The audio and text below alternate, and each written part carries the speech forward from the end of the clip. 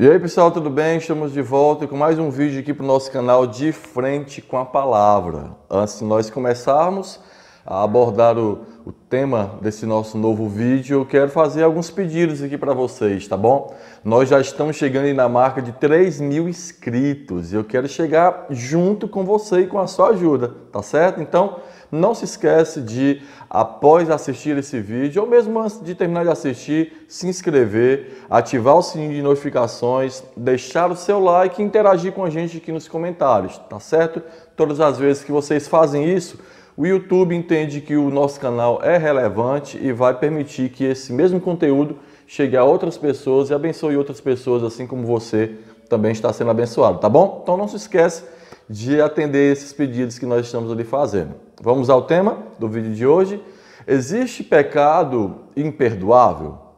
Obviamente que a resposta para essa pergunta ou para esse questionamento é um não, né? De uma forma categórica e taxativa, nós respondemos que não. Não existem pecados que aos olhos de Deus sejam imperdoáveis. Na realidade, Deus ele deseja perdoar. Deus ele é poderoso para perdoar e ele prometeu que perdoaria todos aqueles que sinceramente se arrependessem dos seus pecados. Caso Deus decidisse que destruiria toda a humanidade, que castigaria toda a humanidade, que aniquilaria toda a humanidade por causa dos seus pecados, Deus continuaria sendo bondoso, justo, santo e irrepreensível.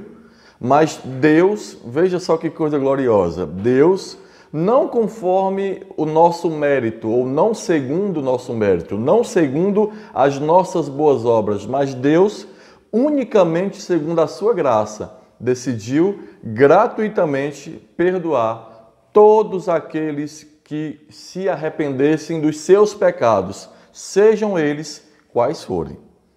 Tanto o Antigo Testamento quanto o Novo Testamento revela isso de uma forma bastante clara. Revela que Deus é um ser cujo caráter é extremamente piedoso, misericordioso e perdoador daqueles que sinceramente abandonam as suas impiedades e as suas transgressões.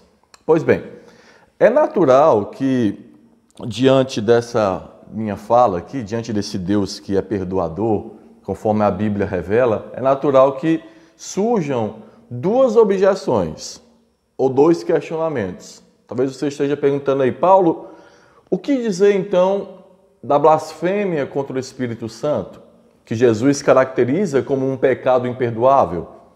Ou o que dizer então do pecado para a morte, que João apresenta em uma das suas epístolas, o apóstolo João apresenta em uma das suas epístolas? O que dizer do pecado chamado de pecado para a morte, que João diz que nós não devemos nem mesmo orar por aqueles que praticam tal pecado? Bem, eu entendo que essas duas objeções devem ser analisadas à luz do contexto em que elas estão inseridas, né? Primeiro, blasfêmia contra o Espírito Santo. Qual é o contexto que está este pecado que Jesus chama de imperdoável? O contexto é o seguinte: Jesus está manifestando o reino dos céus, manifestando o reino de Deus, trazendo libertação, fazendo curas e milagres. E diante de toda essa manifestação de Cristo, existem ali os fariseus, os religiosos que estavam presentes, constantemente presentes. E naquele momento em que Jesus fala da blasfêmia contra o Espírito Santo, os religiosos, ao verem Jesus manifestando o reino, o que é que eles dizem? Eles dizem que Jesus está fazendo tudo aquilo ali em nome de demônios. Eles não se submetem ao reino de Cristo e eles entendem que o que Cristo está fazendo é sinal de que o reino de Deus havia chegado, mas mesmo entendendo, eles não se submetem, não se arrependem diante da mensagem de Cristo e, além de não se arrependerem, atribuem todas as obras de Cristo a demônios, dizendo que Jesus estava fazendo tudo aquilo ali em nome de demônios ou em nome de Beelzebu. Diante daquilo, Jesus diz, olha, vocês ao agirem dessa forma estão blasfemando contra o Espírito Santo. E blasfêmia contra o Espírito Santo é um pecado, disse Jesus, que é imperdoável. O contexto é esse. Vamos entender. Perceba que eu disse que os fariseus tinham consciência de que estavam errados. Mas ainda assim eles não se arrependiam dos seus pecados, tinham consciência de que Jesus estava manifestando o reino e era filho de Deus, mas ainda assim não se arrependiam dos seus pecados. E chegaram a ponto de dizer que Jesus fazia tudo aquilo ali em nome de demônios. E Jesus diz: vocês estão blasfemando contra o Espírito Santo. Por que estão blasfemando contra o Espírito Santo? Porque o Espírito Santo é o responsável de levar o homem a Cristo. Então, quando eu nego a obra de Cristo e não me arrependo diante de Cristo, eu estou agindo contra o Espírito Santo, que é o responsável de me levar a Cristo. Então, por que o pecado deles estava sendo um pecado imperdoável? Simplesmente porque eles não queriam se arrepender. Se eu não me arrependo dos meus pecados, logo não tem como eu desfrutar de perdão. Em outras palavras, não tem como eu ser perdoado se eu não quero ser perdoado. Por isso Jesus está dizendo que o pecado de vocês, dizendo para os religiosos, é imperdoável, porque vocês não se arrependem. Se não há arrependimento, também não haverá perdão. Um outro questionamento que vocês certamente levantaram é aquele que é apresentado por João em uma das suas epístolas, chamado de pecado para a morte, onde João diz que aqueles que cometem pecado para a morte estão num estado terrível. E a favor desses, diz João, vocês não devem orar. Vixe, irmão Paulo, a gente não deve orar a favor de quem comete pecado para a morte, diz João, não deve orar. E essa fala tem um contexto. Qual o contexto dessa fala? João está se referindo a falsos cristãos que estavam inseridos dentro da igreja. Ele diz que esses falsos cristãos estavam no nosso meio, estavam presentes entre nós, mas não eram um de nós. E saíram do meio de nós, diz João, para que fosse manifestado que eles não eram um dos nossos. Então, em que contexto está esse pecado para a morte, o pecado de morte?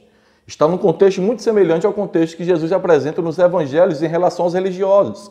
João está se referindo a falsos cristãos que apostataram conscientemente, deliberadamente da fé e que não criam mais numa doutrina essencial do cristianismo, que era a encarnação de Jesus. Não criam que Jesus havia encarnado, não criam que Jesus havia se humanizado. Logo, apostataram da fé. Porque se eu não creio que Jesus se humanizou e viveu entre nós em carne, logo eu não creio que ele levou sobre si os meus pecados. E se eu não creio que ele levou sobre si os meus pecados, eu também tenho que crer, tenho que duvidar que ele tenha levado sobre si o castigo que era meu. Então, logo, se eu não creio em nada disso, eu estou em estado de perdição. E é assim que estavam aqueles apóstatas. Não criam em nada disso. E insistiam em não crer em nada disso. É por isso que João diz, não orem por eles, porque eles deliberadamente abandonaram a fé e não querem se arrepender dos seus pecados. Então, em resumo, resumindo essas duas objeções, só existe um pecado que é imperdoável. Aquele pecado onde você não quer receber o perdão. Aquele pecado onde você não demonstra sinais de arrependimento, seja ele qual for. Este é um pecado imperdoável, porque não tem como ser perdoado aquele que não deseja ser perdoado. Mas eu quero dizer para você que clicou nesse vídeo, talvez atordoado com algum pecado que você cometeu, saiba, se você está atordoado, sentindo o teu pecado e a tua pecaminosidade, e está decidido a voltar para Cristo, saiba, Ele vai te receber e vai te perdoar de todos os teus pecados. Tá bom? Eu espero que tenha ficado claro, tá certo? Se ficou alguma dúvida, os comentários estão aqui para isso. E não se esqueçam, se forem edificados, de compartilhar essa mensagem também com alguém, tá bom? Até a próxima, um ósculo santo, que Deus abençoe cada um de vocês.